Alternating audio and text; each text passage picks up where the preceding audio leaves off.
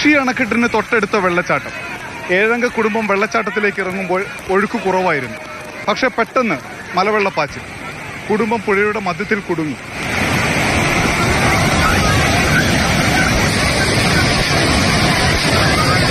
രക്ഷപ്പെടാൻ പരമാവധി ശ്രമിച്ചു. കാട്ടുവള്ളി പറിച്ചെറിഞ്ഞുകൊടുത്തും പറ്റാവുന്ന ശ്രമങ്ങളെല്ലാം നടത്തിയും ആളുകൾ രംഗത്ത് വന്നു.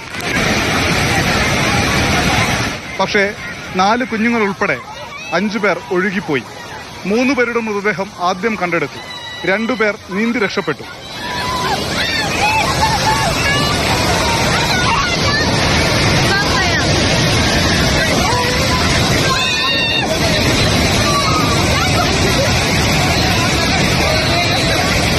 കാണാതായ കുഞ്ഞിനു വേണ്ടിയുള്ള തിരച്ചിൽ തുടരുകയാണ്.